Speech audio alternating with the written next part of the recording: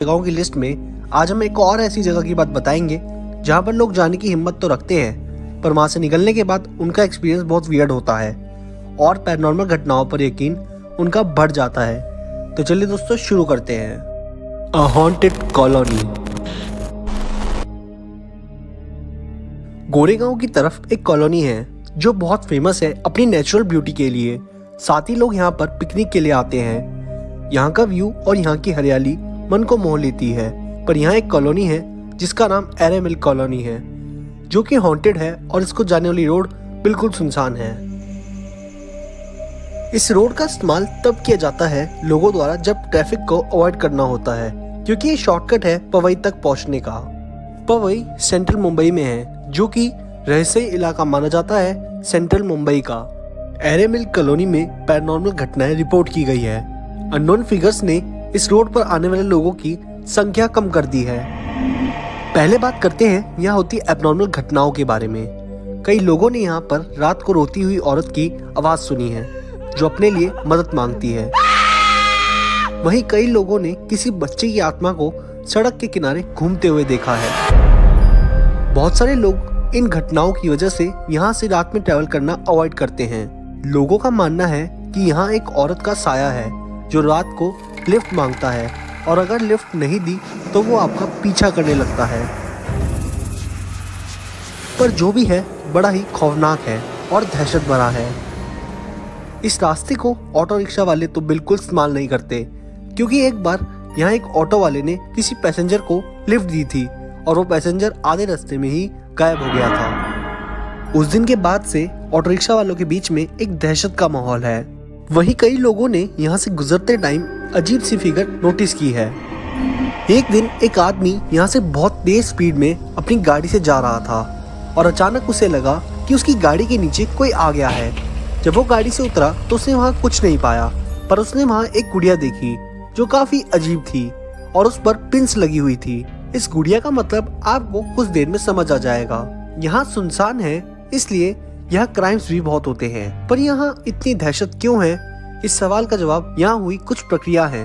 दरअसल एक टाइम यहाँ लोग जादू टोना करवाने आते थे, क्योंकि ये जगह बाबा तांत्रिकों का अड्डा बन गई थी और यहाँ लोग जादू टोना करके सड़क की ओर चीजों को फेंक देते थे। लोगों ने यहाँ से गुजरते टाइम लाल साड़ी, चूड़ी, बिंदी, गुड़िया जैसी कई चीजें सड़क पर देखी हैं। इसलिए उस दिन उस आदमी को एक गुड़िया दिखी थी। इन प्रक्रियाओं को देखते हुए गवर्नमेंट ने यहाँ इन सब चीजों पर रोक लगा दी थी।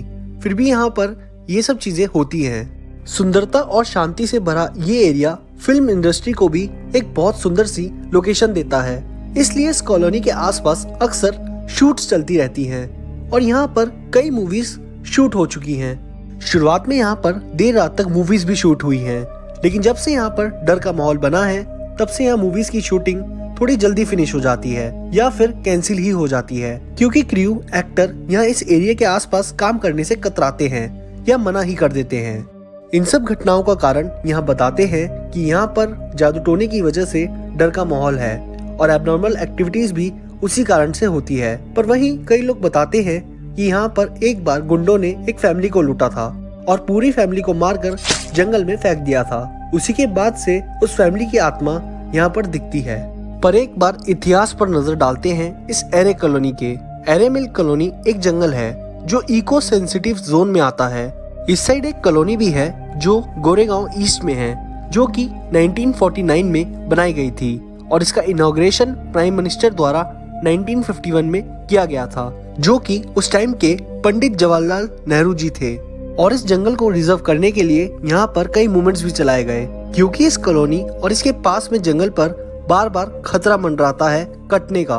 दरअसल ये सब शुरू हुआ जब सन 2000 में मुंबई में मेट्रो की लाइन लाने के लिए एरे कॉलोनी के एरिया को बीच में लाया गया और धीरे धीरे जैसे मेट्रो का निर्माण शुरू हुआ, मेट्रो शुरू हुई तो इस एरिया को भी कवर करने की बातें शुरू हुई और फिर बात आई इस एरिया के 2000 पेड़ काटने की।